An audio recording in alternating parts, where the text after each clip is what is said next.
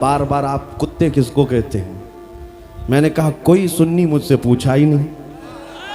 जिस दिन ये पढ़ने लग गए सलाहुद्दीन अय्यूबी को, जिस दिन इनको कोई कहने लग गया कि तुम्हारा कोई शिहाबुद्दीन गौरी भी था, तुम्हारा कोई औरंगजेब भी था, तो फिर ये मुर्दा और मुरझाई हुई कौम दोबारा उठने लग गई तो अच्छों की नींद हराम हो सकती है। इसीलिए कहा जाता है मुसलमानों के मोहल्ले में नशा बांटो, मुसलमानों को नशा करवाओ, नशा बेचने वाले यही, नशा करने वाले यही, इसलिए कि ये जब तक नशा में रहेंगे हम सुकून से रहेंगे, और जिस दिन ये उठ गए तो दूसरों के सुकून के लाले पड़ जाएंगे। इसलिए मेरे अजीजों, मैं तुम्हें बेदार करने के लिए आया हूं और दुनिया की नजरों में खटकता रहूंगा, लेकिन मेरे पास जितना भी वक्त मौजूद है मैं खामोश नहीं रहूंगा इंशाअल्लाहुल अज़ीज़। कल को भी अगर मेरी फांसी हो जाए मुझे इस बात की परवाह नहीं है। दुनिया से जाएंगे, हमारे एक के मर जाने के बाद उन कुत्तों से कहता हूं कि इसको ये मत समझ लेना कि इस्लाम खत्म हो जाएगा। मुझ जैसे हजार कट भी जाएं तब भी हम नारा यही लगाएंगे,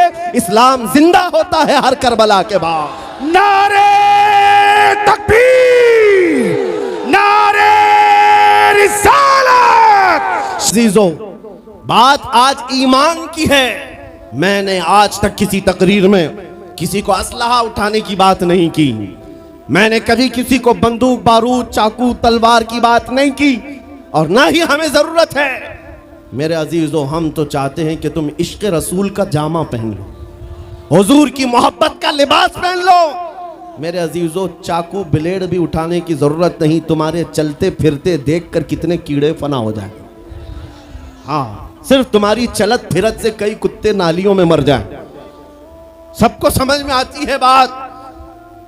और जिन लोगों ने मुझसे पूछा था बार बार आप कुत्ते किसको कहते हैं, मैंने कहा कोई सुन्नी मुझसे पूछा ही नहीं, किसी ने मुझसे पूछा ही नहीं। ये सारी तकरीरें सुन रहे हैं, आपने पहले ही पूछा तो कहीं ऐसा तो नहीं कि जख्म पर जाकर बात लगी हो। खैर मेरे अजीजों, आपको मैं बारहा बेदार इस बात के लिए करना चाहता हूं, हुजूर के अगर गुलाम हैं तो पूरे गुलाम बनो, पूरे गुलाम।